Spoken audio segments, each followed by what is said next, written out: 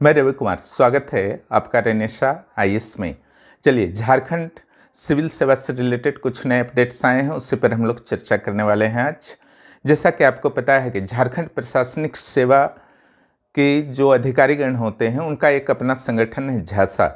झासा के द्वारा लंबे समय से डिमांड किया जा रहा था कि जेएस जो पोस्ट है, झारखंड एडमिनिस्ट्रेटिव सर्विस का पोस्ट जो है, उसे प्रीमियर सेवा का दर्जा दे दिया जाए। हालांकि यह मांग जो है झारखंड गठन के 23 वर्ष बीत जाने के बाद भी नहीं हो पाए थे और पड़ोसी राज्यों में, सारे राज्यों में जो सिविल सेवा के राज्य स्तरीय सिविल सेवा के पद होते हैं वो प्रीमियर सेवा के रूप में ऑलरेडी है। ठीक है, तो इसी मुद्दा पर हम लोग चर्चा करेंगे।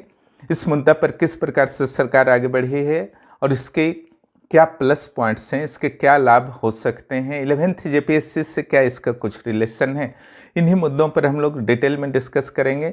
साथ ही यह डिस्कस करेंगे कि झारखंड के सिविल सेवा में झारखंड के गठन के बाद क्या क्या सुधार हुए हैं और किन किन सरकारों का इसमें योगदान रहा है और किन किन सुधारों को वापस लिया गया है। सबसे पहले जो प्रीमियर सेवा की घोषणा की बात की गई है उस पर चर्चा कर लेते हैं। इस बार जो है सरकार काफ़ी सीरियस दिख रही है इस मैटर पर और लगभग मेरा विचार है कि सरकार मेंटली रेडी हो चुकी है कि इससे प्रीमियर सेवा घोषित कर देना है प्रशासनिक सेवा को, और काफ़ी पॉजिटिव एटीट्यूड के साथ पुनः जो है आपका ख्यांगते समिति बनाया गया है। जो मुख्य सचिव हैं ख्यांगते वर्तमान में झारखंड सरकार के, और इनका योगदान जो है एक विवाद रहित सिविल सर्विसेज एग्जाम्स का नियमावली बनाने में भी रहा है। उन्हीं की अध्यक्षता में पुनः एक 6 सदस्यीय समिति घोषित किया गया है और यह 3 तारीख को घोषित किया गया है। और 3 तारीख को जो घोषित किया गया उसमें कहा गया है कि 3 महीने का समय होगा 6 सदस्यीय समिति के पास किस संदर्भ में विस्तृत रिपोर्ट प्रदान करे। इस समिति का दायित्व होगा कि किस तरीके से झारखंड सरकार झारखंड प्रशासनिक सेवा को प्रीमियर सेवा के रूप में लेकर के आगे बढ़े। क्लियर। देखिए, इस समिति का जो उद्देश्य पर अगर हम लोग बात करें तो पहला उद्देश्य सिंपल सा है कि यहाँ के जो युवा हैं काफ़ी मेहनत के बाद प्रशासनिक अधिकारी बनते हैं, अच्छे रैंक ला करके अधिकारी बनते हैं, लेकिन बाकी राज्यों से जब वो प्रशासनिक अधिकारी अपनी तुलना करते हैं तो थोड़ा सा उनको फील होता है कि कहीं ना कहीं उनके सुविधाओं में और प्रमोशन के अवसरों में कुछ कमी सी है ना। इस कमी को दूर किया जाएगा ताकि युवा अवस्था में ही जो ज़्यादा मेहनत करने का समय होता है, ठीक है, ज़्यादा जोश के साथ मेहनत करने का समय होता है, उसी अवस्था में जो अधिकारीगण हैं प्रशासन सेवा के, वो तीव्रता से अपनी योग्यता के अनुसार ऊंचे पद पर पहुंच सकें। ठीक है, आईएएस बनने में 15-20 साल ना लगें, कम समय में ही वो आईएएस के पद पर पहुँचें। ठीक है, पहला तो यह है उद्देश्य कि युवाओं के जोश, एनर्जी और योग्यता का भरपूर फायदा सरकार भी ले और युवाओं को भी इसका फायदा मिले। ठीक है, युवाओं को यह भी प्रतीत होता था कि डीएसपी के जो पोस्ट जिनको मिल जाते हैं, है ना, उनको अपेक्षाकृत ज़्यादा सुविधाएं उनको प्रतीत होती थी, उनको कम मिलती थी। इस शिकायत को भी दूर करने का प्रयास किया जाएगा इसके माध्यम से।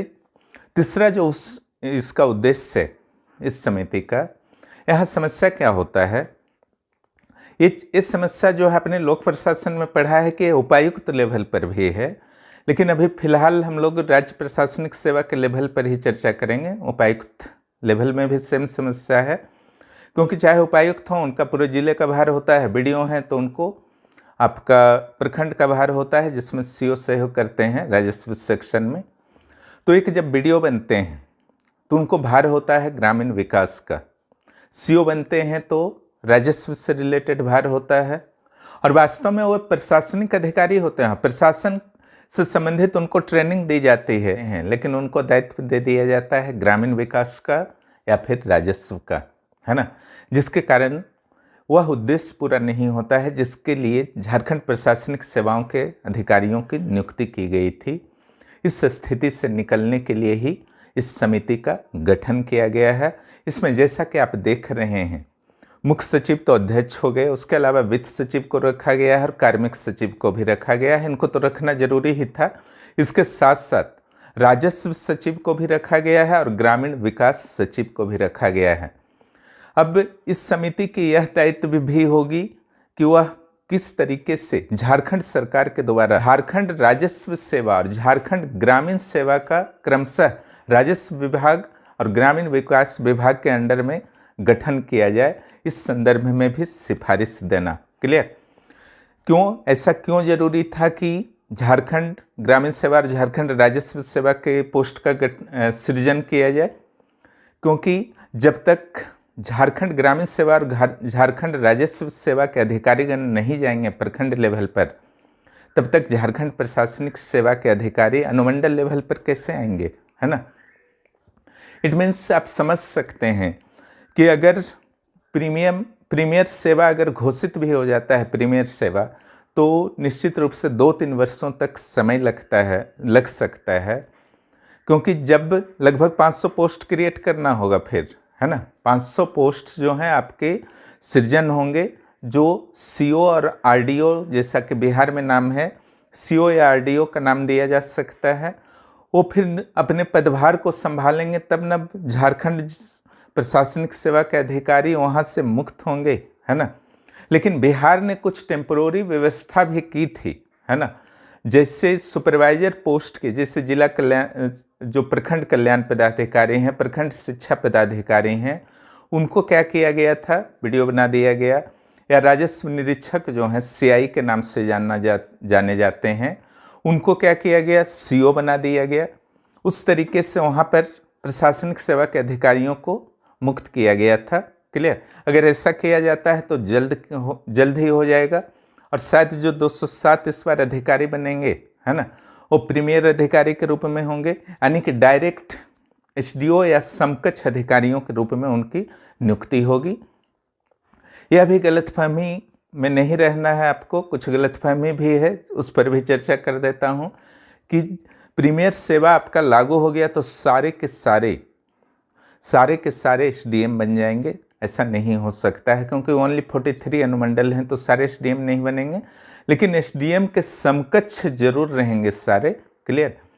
और उनका प्रमोशन जो होगा आपका ईजिली भारतीय प्रशासनिक सेवा में आपका बहुत कम समय में फिर हो सकता है। क्लियर? जो कि बीडीओ या सीओ से संभव नहीं था। यह तो प्लस पॉइंट होगा। बहुत सारे लोग मैसेज करके पूछ रहे थे क्या यह 11वां जेपीएससी से ही लागू हो जाएगा? तो ये कोई प्रश्न नहीं हुआ, क्योंकि इससे मैटर नहीं करता है, आपके एग्जाम से इसका मैटर ही नहीं है ना। अगर आपका प्रीमियर सेवा आपका घोषित होता है तो आप नौकरी में जाएंगे। अगर आप झारखंड प्रशासनिक सेवा के रूप में जाएंगे, है ना, जेएस के रूप में जाएंगे, तो आपका सेवा जो होगा प्रीमियर होगा, आपकी नियुक्ति जो है अनुमंडल लेवल पर होगी। इसका यही अर्थ है। या फिर आप पहले से भी हैं प्रशासन में, है ना, जेएस के पोस्ट पर आप पहले से भी हैं, तो भी आप प्रीमियर सेवा में चले गए, तो भी आपको अनुमंडल भेज दिया जाएगा। तो ये कोई मतलब नहीं कि 11वां जेपीएससी से लागू होगा या नहीं लागू होगा। एक लाभ जरूर होगा कि लगभग 500 से अधिक पोस्ट जो हैं ग्रामीण विकास विभाग और राजस्व विभाग के अंतर्गत आरडीओ और सीओ के डेवलप होंगे, सृजित होंगे, क्रिएट होंगे, जिस तरीके से बिहार में हुआ था, है ना। और जैसे ही पद का सृजन होगा तो हो सकता है कि 11वें जेपीएससी के बाद जो अगला जेपीएससी हो, वहाँ पर आपको ये सारे पोस्ट देखने को मिल सकते हैं। क्लियर? तो एक बहुत ही बेहतर कदम है गवर्नमेंट का, ठीक है। इसका वेलकम आप लोग भी कीजिए, क्योंकि झारखंड प्रशासनिक सेवा में अब आप जाएंगे तो एसडीओ या समकक्ष लेवल में आप डायरेक्ट अब नियुक्त होंगे, सुविधाएं आपकी बढ़ेगी, इसमें भी कोई दो मत नहीं है, प्रमोशन फास्ट होंगे। अब हम लोग आते हैं झारखंड सिविल सेवा के सिलेबस पर। ये दूसरा चर्चा का विषय है ना।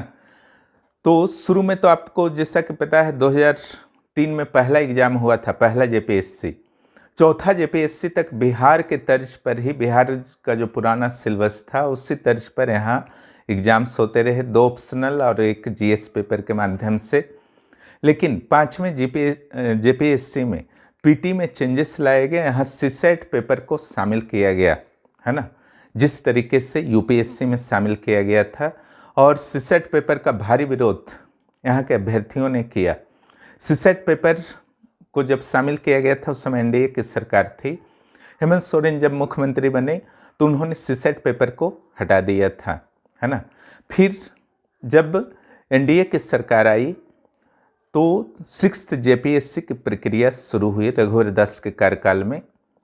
तो वहाँ पर भी आपका सिलेबस में मूलभूत परिवर्तन किए गए। वर्तमान परिस्थितियों के अनुसार पुराने सिलेबस को प्रारंभिक और मुख्य परीक्षा सभी मामलों में जो है पूरी तरीके से चेंज कर दिया गया। प्रारंभिक परीक्षा में क्या चेंजेस आए, पहले आपको पता है कि 4थी जेपीएससी तक, 5वीं में तो सीसेट आए, पहला जीएस दूसरा सीसेट, लेकिन 4थी जेपीएससी तक पहला पेपर जो जीएस होता था और दूसरा पेपर जो होता था एक ऑप्शनल होता था, जैसे Indian history, Indian geography, TC. Clear. यहाँ पर उस चीज़ को समाप्त कर दिया गया। पहला पेपर जीएस और दूसरा पेपर झारखंड को डाल दिया गया। झारखंड को बहुत ज़्यादा इम्पोर्टेंस दे दिया गया। मुख्य परीक्षा में भी मूलभूत परिवर्तन किए गए। वहाँ पर आपका एक लिटरेचर पेपर शामिल किया गया और 4 जीएस पेपर शामिल किए गए। लिटरेचर पेपर में हिंदी, इंग्लिश, उर्दू, बंगला, उड़िया वगैरह तो था, लेकिन साथ ही आपके क्षेत्रीय और जनजातीय भाषाओं को शामिल किया गया और 4 जीएस पेपर को तो शामिल किया गया। इस सारे चेंजेस का आपका असल में जो उद्देश्य था कि स्थानीय अभ्यर्थियों को ज़्यादा से ज़्यादा लाभ मिल सके। हर आयोग के द्वारा यह किया जाता है, इसलिए झारखंड में भी किया गया। इसमें कोई भी जो है आपका कानूनी रूप से या संवैधानिक रूप से कहीं से कोई कुछ भी गलत नहीं था, है ना। ऐसा मानना था झारखंड सरकार का कि अगर प्रारंभिक परीक्षा में झारखंड का स्पेशल पेपर रहेगा तो झारखंड के अभ्यर्थियों को लाभ होगा। मुख्य परीक्षा में लिटरेचर में आपको लग सकता है कि हिंदी, इंग्लिश, उर्दू, उड़िया सारे कुछ हैं, है ना, लेकिन आप पिछले रिजल्ट्स को देखें तो निश्चित रूप से क्षेत्रीय भाषाओं में मार्क्स अधिक आए हैं, तो उसके माध्यम से सिलेक्शन ज़्यादा हुए हैं, है ना। इसका अर्थ नहीं है कि आयोग के द्वारा भेदभाव किया जा रहा है किसी सब्जेक्ट के साथ। सिलेबस को सॉफ्ट थोड़ा सा आप मान सकते हैं कि रखा गया है और रखना भी चाहिए स्थानीय पेपर्स को, क्योंकि हर राज्य ऐसा करते हैं। बिहार में भी आपने देखा है कि निबंध के पेपर में एक जो है आपका कहावत का सेक्शन है जो बिहार के ग्रामीण परिवेश में चला करते हैं। ग्रामीण क्षेत्रों से बिहार के संस्कृति से जो ज़्यादा परिचित हैं उनको ऐसे कहावत जो है नॉर्मली समझ में आ जाते हैं, तो निबंध में उसको शामिल किया गया और अच्छा खासा वेटेज रखा गया है। उसी तरीके से झारखंड ने भी वेटेज रखा है। जीएस पेपर की जहाँ तक बात थी तो लगभग हर सेक्शन में, जीएस के हर सेक्शन में झारखंड से संबंधित ज्ञान को शामिल किया गया है। क्लियर।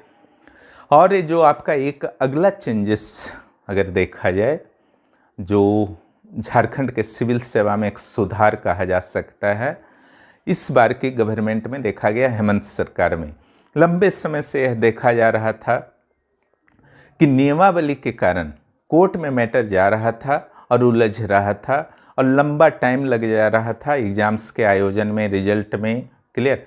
स्टूडेंट्स भी तैयारी छोड़ करके उनको सड़कों पर आना पड़ता था। मंत्री, विधायक, मुख्यमंत्री से मिलने को परेशान रहते थे, समय मांगना पड़ता था। तो इसका परमानेंट सॉल्यूशन के लिए जेपीएससी ने आग्रह किया था। जैसा कि मैंने पहले वाले वीडियो में भी बताया था, जेपीएससी ने सरकार से आग्रह किया था कि इसका परमानेंट सॉल्यूशन निकाला जाए और सरकार के द्वारा एक स्पष्ट नियमावली इस बार बना दी गई और उस समिति के भी अध्यक्ष थे ख्यांगते समिति। थोड़ा समय लगा लेकिन नियमावली जो है काफ़ी सटीक बन चुका है। क्लियर। यह भी हेमंत सरकार की एक बहुत बड़ी उपलब्धि होगी। क्लियर। और जो प्रीमियर सेवा के रूप में घोषित किया जा रहा है हेमंत सरकार के द्वारा, यह भी उनकी बहुत बड़ी उपलब्धि होगा और झारखंड के सिविल सेवा के क्षेत्र में इस सारे सुधार जो हैं सुनहरे अक्षरों में दर्ज रहेंगे और आपके लिए प्लस पॉइंट है और भविष्य के लिए भी प्लस पॉइंट है।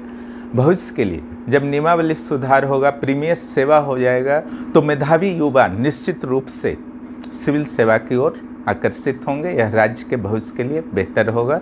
जो भी इस चैनल पर नए हैं, चैनल को सब्सक्राइब करें। और दोस्तों को भी ज़रूर बताएं।